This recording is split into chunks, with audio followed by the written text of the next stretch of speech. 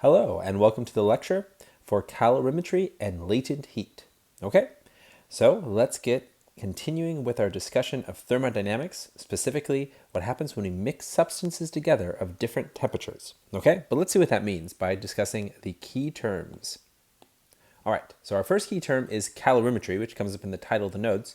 So let's break down what that is. So it is a technique, experimental technique of measuring heat exchange to determine the properties of materials. Okay, so it's a way to mix things together to find out something unknown about those materials. It is an experiment that involves mixing two or more materials of different temperatures inside an insulated chamber.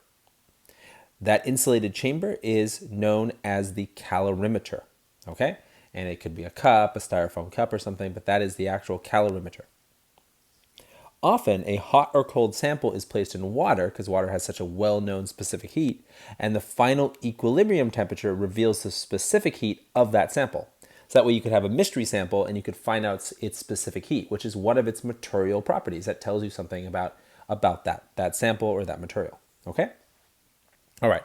So, since we have this idea of an insulated chamber, we should define that in more technical terms, and we're going to do that with calling it an isolated system.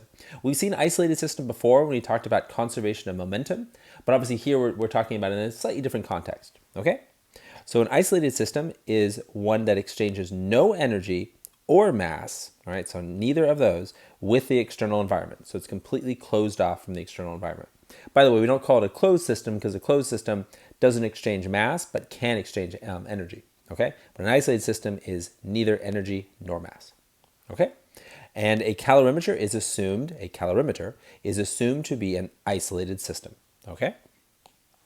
And that means, in consequence, that the sum of all heat flow, or heat flows, so individual heat flows, in that isolated system is zero. Since there's no net heat flow in or out of the system, if we sum up, say the heat flow from the hot substance into the cold substance, then that's it. That would be the entirety of the heat flow in that isolated system. Okay? Okay? So isolated systems reach thermal equilibrium eventually. Because if you think about it, they're not going to continue to lose heat or gain heat from the outside world because there effectively is no outside world. So since it's an entire system, eventually that system will reach thermal equilibrium. Okay? Oh, and this is just the actually looking at the sum of individual heat flows, because if you recall, heat takes the letter Q, and so we'd sum up the heat flows. Okay, but let's get the equilibrium. So first of all, thermal equilibrium is a state where two or more substances have the same temperature. All right, that's the definition of thermal equilibrium. And when two or more substances of different temperatures are brought into contact within an isolated system, which effectively is a calorimeter, then the substances will eventually reach thermal equilibrium. Right? So we don't know how long it will take. We'll talk a bit about the time dependency in the final section, or final sections of this chapter, but we do know that eventually they will reach thermal equilibrium because heat will continue to flow until that equilibrium is reached. All right? And that's the idea. Basically, it will flow from hot substances to cold substances until equilibrium is reached, because otherwise there has to still be a flow. Think about things flowing downhill until there's nothing left to flow. All right? Effectively, flowing from hot to cold is a downhill direction as far as heat is concerned. Okay? So now we have one new constant here, latent heat. Think of this a lot like specific heat. So a really similar idea as specific heat. Okay, so what is it? Well, it is a material-specific constant that states the energy per mass of a phase change. Okay, so unlike specific heat, which was how much energy per mass it takes to change a substance by 1 degree Celsius or 1 Kelvin, here it's a phase change we're concerned about. So think of it as, instead of being the energy of temperature changes, it's the energy of phase changes. Okay, turns out it's a lot more energy. Phase change takes a lot of energy. All right, but that's what latent heat is. And the fact that it's material specific, again, is very similar to the specific heat constant. It means that these are all determined experimentally. So these are values that scientists have found by doing experiments and finding the conditions that are considered the average conditions for a given substance. That way you can look up the latent heat for water or steel or mercury, whatever it may be. Okay? So latent heat has units of joules per kilogram because it is just energy per mass. Okay? And furthermore, there's two types. You probably saw that coming, because Unlike a temperature change where there's just a temperature change, here you either are going to go from solid to liquid or from liquid to solid, shown here with the two-way arrow, or you're going to go from gas to liquid or from liquid to gas. And the energy is exactly the same. So there's no difference. There's no asymmetry. Like it doesn't take more energy to melt something than the energy that's released when it's frozen. All right. And so, that's the idea, right? It is completely directional independent as long as it's the same phase change. And a phase change from solid to liquid or from liquid to solid is called fusion. So it'd be latent heat of fusion. Now, fusion makes you probably think about going a particular way, namely liquid to solid, but the name applies to both. All right. It's also melting. Fusion is also melting. And then we have vaporization, and vaporization is also condensation because it's the energy to go from gas to liquid or from liquid to gas. All right. Now, again, like you might wonder, are there ever conditions where there is some asymmetry? There probably are materials that don't have exactly the same energy going both ways, but we will always assume it's the same energy no matter which direction we're going. As long as we're changing between these two phases or these two phases, it is fusion or vaporization, respectively. Okay. All right. So those are the two types of latent heat. And so when you look up a table of constants of experimentally determined common latent heat values, you'll have the latent heat of fusion for water, the latent heat of vaporization for water, and those are different numbers. Which one do you think is bigger? Vaporization, right? The latent heat of vaporization is always significantly larger than the latent heat of fusion for a given substance. All right. So importantly, energy is released when a solid turns to a liquid and when a liquid turns to a gas, and is absorbed when the change is in the opposite direction. So when we write up our heat flow equations, then we have to remember the sign of these particular phase changes. All right, it's going to be positive when it's liquid turning into a gas, and it's going to be negative when it's a gas turning into a liquid. All right, so vaporization positive, condensation negative. All right, and that's intuitive. That's exactly what we'd expect. Okay, all right. All right, so let's look at our key equations. Not too much going on here. In fact, this one was included in the last lecture notes. I'm just repeating it here because it's going to come up again. All right, so Q is heat, units of joules. All right, and remember that heat is a lot like work. A substance or sample cannot possess it. It just exists in transit from one thing to another. All right, it's energy in transit. We have specific heat, which we've seen before, represented by lowercase c, joules per kilogram Kelvin. Then we've got change in temperature, Kelvin. All right. Can also be degrees Celsius. We've got mass, of course, measured in kilograms. Notice that mass comes up in both equations here, M and M. But then our one new thing here is a new constant, uppercase L. I bet you can guess what that is. Latent. It is the latent heat constant, and it has joules per kilogram, right? And notice the difference, right? Because specific heat is joules per kilogram per Kelvin, because that's what it is how much to change one temperature, how much energy to change one temperature per mass. But since there's no temperature change in a phase change, and that's an important idea. Think about water boiling. Water gets up to 100 degrees Celsius, and then it boils. Once it's boiled, then it becomes water vapor at 100 degrees Celsius. So the phase change doesn't involve a temperature change. The phase change happens before there can be a subsequent temperature change. At that point, then you could continue to heat up the water gas, the water vapor, and then it could become 101 degree water vapor and so on. And then you'd be concerned with the specific heat of the water vapor, which is about half the specific heat of liquid water, okay? And so, but that's the idea again, is that there's no temperature change while the phase change is happening. That has to happen first before there's further temperature changes, right, in the new phase, okay? And then finally, this equation here, this is just a summation symbol. So the summations of Q equals 0. And what this is saying is the sum of heat flows in an isolated system is 0. So this equation is true for isolated systems, which is almost entirely what we're looking at. I have one example that's an exception to that, but basically all the types of problems we're going to see here involve this equation. Okay, well, that's a good segue. Let's get to the types of problems we're going to see. Okay, practice problems. All right, so there's two types. Problems that involve heat flow between two or more substances that form an isolated system and no phase change occurs. And then more complex problems that involve heat flow between two or more substances that form an isolated system and a phase change occurs. Okay, so that's the idea. There's either those where there's no concern about phase change and those where you do have to worry about a phase change. Okay, so let's look at our first example. So this is putting a hot metal, which is commonly the case, a hot metal sample into some body of cooler water. Okay, that's going to heat up the water, and that then we can then determine the final temperature, and that's what we're solving for in this case. we're kind of finding an expected final temperature. This experiment or this setup could also be used for finding another unknown, which would be the specific heat. The key idea here is that since we just have one equation, we're going to start by summing the heat flows to zero. We're basically always going to use this sum of Q equals zero equation. That's basically our one equation setup. We really can only ever have one unknown. So in that respect, it's a pretty simple setup here. We write out the equation, we just put in all our values where they go, and then we solve for a single unknown. Okay? And that's always the approach. Okay? So here is the setup. So we look at the Q of the plate and the Q of the water. So this is the heat flow from the plate and the heat flow from the water. Why do I say, or excuse me, to the water? Why do I say from the plate and to the water? Well, let's look at the values before I jump ahead. Because we put in our steel plate, we know the specific heat of steel. We know the mass of the steel. We put in a certain amount of volume, 13.4 liters. And I've mentioned this before, so I'm just going to take it as a known fact. But 1 liter of water has a mass of 1 kilogram.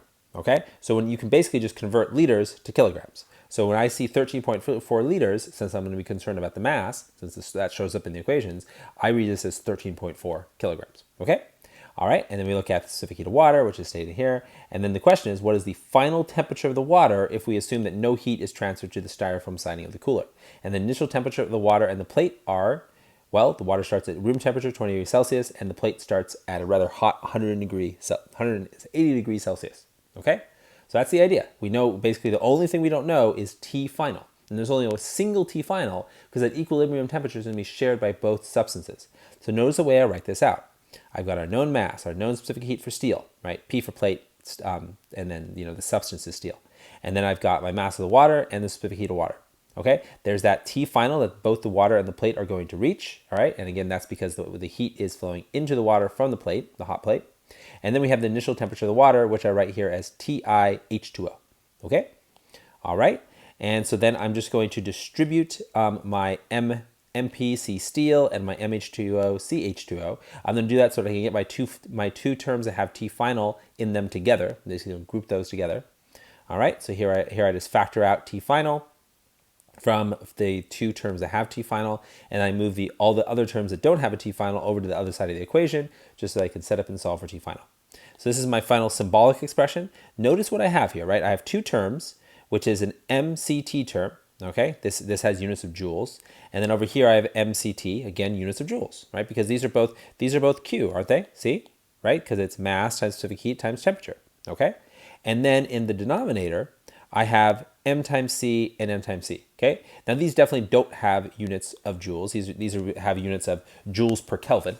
Okay, technically, and we'll talk about this, that those in the next chapter that is, but anything that has units of joules per Kelvin is entropy. All right, joules per Kelvin are the units of entropy. So, what are these, right? Do they represent entropy? Well, they kind of represent heat inertia, because this looks so similar, and I have to just show this similarity. It looks so similar to like the Atwood's machine, which I know is an odd analogy to make, but it's really not an odd analogy once you see the connections. Because the idea there is we have some system, and there in this case it would be acceleration instead of final temperature.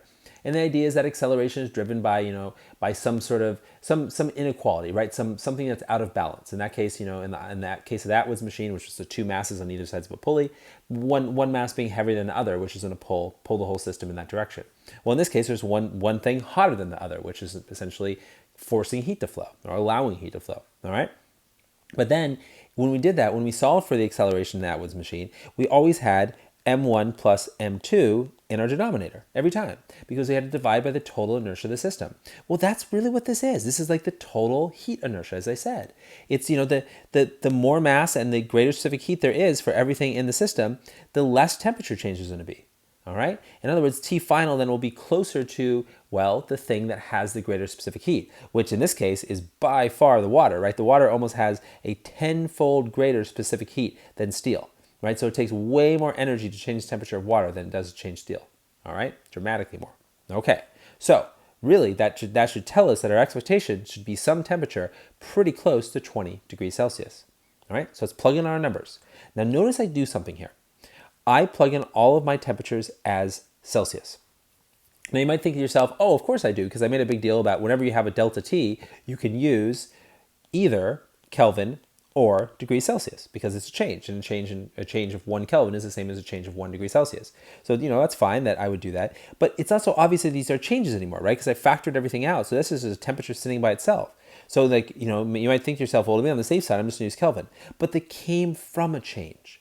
All right. So since this delta T was with the setup of the equation, it doesn't matter if you plug in Kelvin or Celsius here. Now, that said, if you plug in Kelvin, you're going to get a final temperature in Kelvin. And if you're asked to report it in Celsius, or it makes sense to report it in Celsius because all the other temperatures were, then you would have to convert it back. So in that case, why do that? It's an unnecessary step. So you might as well just plug them all in Celsius to begin with. Okay? And then we get our final temperature, 21 degrees Celsius. Indeed, very close to the initial temperature of the water. All right? And that's, again, because the water is so hard to heat up. It has a lot of heat inertia. All right, thermal inertia. Okay, so let's do a slight variation on a theme here. All right, in this case, instead of putting something hot in something cooler, we're going to put something cold in something hot. All right, so we're putting ice in hot coffee. So we have a thermos that contains 1 liter of hot coffee at a temperature of 95 degrees Celsius, right? So nearly boiling hot, with a specific heat of 48, okay, or 4,080 joules per Kelvin. Joules per kilogram degree Celsius, right? Depending on how we express it, right? Could be per kilogram Kelvin, doesn't matter, right? This is a little bit less than water, and I looked this up. This is kind of the common expression for coffee, and that's because coffee has impurities compared to water, and that actually gives it a lower specific heat than pure water. How many grams of ice at negative 8 degrees Celsius? And this actually isn't particularly cold ice. The ice right out of your freezer would be a little bit cooler than this, but I'm assuming that it's already been out for a second, so it's had a chance to warm up. So. Right, this is being pessimistic about the temperature of the ice. Well, how much of this, not particularly cold, but fairly cold ice at negative 8 degrees Celsius with a specific heat of 21 degrees, 2,100 joules per kilogram degree Celsius. Notice that the specific heat of ice is about half that of water. Good thing to remember. Well, how much of that ice must be placed in the thermos for the coffee to reach a final temperature of 18 degrees Celsius, which then would be perceived as cold. Right, this is, you drink something that's 18 degrees Celsius, it'd be cold. It'd be iced coffee, right? We're making iced coffee. So the latent heat of fusion of the ice is 333 kilojoules per kilogram. All right. So that's actually a lot. That's 3.33 times 10 to the 5 joules per kilogram. That's a lot of energy if you think about it. All right. Not nearly as much energy as the energy of phase change, which is vaporization of water, but still a lot compared to the temperature change of 1 degree of water. Right. That's only 4,000. This is 300,000. Wow. Right. It's a lot. There's a lot of energy in freezing. It takes a lot, as well as a lot of energy in melting. All right, and we want half the ice to melt. And I'm gonna explain that a little bit better. So in other words, we want to assume that only the other half of the ice will remain at 0 degrees Celsius, right? Because that's what because you could still have ice at 0 degrees. In that case, it hasn't melted. There'd still be ice chunks floating around, which you'd want in iced coffee, right? You don't want just totally diluted coffee. And furthermore, that's the minimum amount of ice, which is kind of implied here. How many grams of ice? What's the minimum amount of ice you need? And so in that case, the best case scenario, the minimum amount of ice would be having the remaining ice as warm as possible, which is of course 0 degrees Celsius. Okay. All right. So this is the setup every time, right? We just sum of heat flows equals 0. Okay. So what are our heat flows? Well, we have heat flowing out of the coffee. We have heat flowing into the ice, warming it up. That's the warming ice. We have heat flowing into the ice, melting it. That's our phase change one, the heat melting ice. And then, and this one's easy to miss, then we have heat of warming of the melted ice. Because once some of the ice is melted, half of it to be specific, once it's melted, it's going to warm up until it's 18 degrees Celsius, right? Because it's phase change, it's water now, right? It's going to dilute the coffee. But hopefully you start a strong coffee. That's the idea of making iced coffee, right? You have to start a little stronger than your final product because some of the ice is going to melt. Well, but you have to also consider the energy, okay? So the energy of that previous ice, now water, is going to warm up, so the whole thing is going to be in thermal equilibrium, okay? All right, so let's set this up. So then we're going to have our mass of coffee, specific heated coffee, our temperature change. Then we're going to have the mass of the ice, the specific heat of ice, and then the temperature change of that. And then we'll have half of the ice melt, all right? And then we'll have the other half, and then also half the ice melt and warm up to thermal equilibrium. Now, I'm definitely fudging things a bit here because what's allowing the other half of the ice to not melt, right? Is it because otherwise, it'd have to melt because everything would have to be at one temperature, right? In other words, the only time you can have a mix of phases normally is to have it at the temperature of phase change. So in this case, if we're going from ice to, so from solid water, so ice, to liquid water, the only way you can have a mix is at 0 degrees Celsius. Now here, kind of make it realistic, but also to, I suppose, make the physics a little bit less than ideal, is I wanted to consider that some of the ice hasn't melted. And really what's happening there is that, basically it hasn't reached equilibrium yet, because, and also it's not in a thermos, it's just in a cup. And so there's this ice that is, basically in the process of melting. So think of this as sort of a pseudo-equilibrium. This is some state where we want the melted ice to have warmed up and, kind of had, nice, cool, drinkable coffee, but you still have some remaining ice left over. Okay? So these are the particular conditions of this problem. But again, I know it is a little strange to have a mix of solid ice and liquid ice. Okay? All right. But anyway, or liquid ice, of course, mean liquid water. Okay? So anyway, so these are just corresponding heat flows, right? Just pointing out to which term is which. All right? So this is the cooling coffee, the warming ice, because from -8 to 0, the melting ice, and finally the warming water, okay? Which of course was ice. All right, and then all the temperature changes we know, they're not our unknowns. We're not solving for those, right? We're just going to solve for our unknown, which is M, all right? M ice to be specific. So -77, because it's a negative temperature change. That's important. The sign is important. 8 degrees here on the warming ice, all right? And 18 degrees on the warming melted ice. All right, and then we'll just go ahead and solve for M. Basically, I moved all the terms that had an M together, which was all but one of them. And the one term that didn't have an M was also the only negative term. And I moved that over to the right-hand side of the equation. It shows up here. All right, and then algebraically, I'll just solve for the mass of the ice. Okay, and then plug in our numbers, our values. Okay, and we get 1.42 kilograms, a lot of ice. And again, that's because, the ice wasn't particularly cold, right, as far as ice goes. And the fact that ice only has a specific heat of half that of water. So it can't really keep up. Now the phase change helps, right? That is a big sink of energy. So that does help keep the mass lower than it would be otherwise. Otherwise we would need, some huge amount of mass, right? We would need, because for every temperature change in for water, we would need twice as much ice because it has half the specific heat. So if you wanted to change the temperature of water, if you just wanted to warm up the ice and not melt it, and you say had 1 liter of water and you wanted to, take your 1 liter of water and change it by 77 degrees, you would need twice as much ice. So in other words, you would need, if you think about it, if the ice was at -77 and you wanted to warm the ice up to 0, in that case, that's -77 degree ice. But in that case, then you would need 2 kilograms of ice. And that, again, that's at -77. If you're at -8, then you have a temperature deficit, right? So let's say this is -7, and this is a temperature change of -70. Well, that means you have 10 times as much temperature change for the water, but the water has twice the specific heat. So that means that you would need 20 times the mass, right? So for 1 liter of coffee, you would need 20 kilograms of ice, okay? If you didn't want any of the ice to melt. So the phase change is so crucial. You have to have some phase change because that 333,000 joules per kilogram is the only way you're ever going to pull this off by not having a ridiculous amount of ice. All right, so you have to have that energy of the phase change. Every iced coffee relies on ice melting, assuming that you put hot coffee on ice. Okay, but it's not really, even then, it's not that ideal because that's a lot of ice. And I point out that considering the lower density of ice, you need about 1.5 times as much ice as coffee.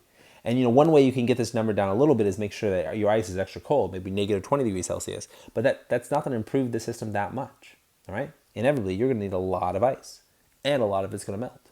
Okay. All right. So moving on. All right. So in this case, we have a large sealed and insulated chamber that contains 16.8 cubic meters of water steam. All right. So this is water in its gaseous phase. Okay. It has a temperature of 138 degrees Celsius. The specific heat of steam is 2010 joules per kilogram degree Celsius, very close to the specific heat of ice, right? If you remember, ice was 2100, right? So they're very close to each other. Often you can kind of think of the specific heat of steam and ice as both being approximately 1/2 the specific heat of water, of liquid water, okay? Here I also mentioned that the density of steam is 0.6 kilograms per cubic meter. All right. And then how much ice at 0 degrees Celsius must be placed in the chamber in order for the final state of everything to be liquid water at 100 degrees Celsius. All right. And the latent heat of fusion of ice is 333 kilojoules per kilogram. And the latent heat of vaporization of steam is 2,260 kilojoules per kilogram. So that's even a bigger number. That's 2.26 times 10 to the 6 joules per kilogram. All right. So in other words, it takes basically 2.25 million joules per kilogram to either turn liquid water into steam, right, or water vapor, or have a condensation where you're turning water vapor into liquid water, right? So a lot of energy for vaporization, and you can see about 5 times bigger than the energy of fusion, right? So really, by far, the biggest energy we're going to be talking about in terms of anything that involves calorimetry is going to be that value right there, the latent heat of vaporization of steam, right? Okay. All right.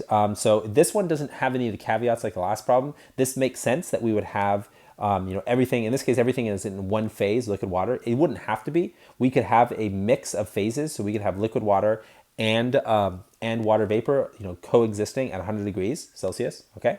But that's not the case here. Everything's gonna go through a phase change. It's all gonna be liquid water. Okay. All right. So we're going to consider the heat flow, right? We're basically going to interpret this sentence and think about what it looks like as our sum of Q equals 0 equation. All right. So there's going to be 4 terms. There's going to be the heat of the melting ice. Okay. And what's good here is the ice actually started at 0. So there's otherwise there'd be a 5th term, which would be the Q of the warming ice, like in the last one, right? Warming ice. But we don't have that because the ice doesn't have to warm. It's already at as warm as it can be.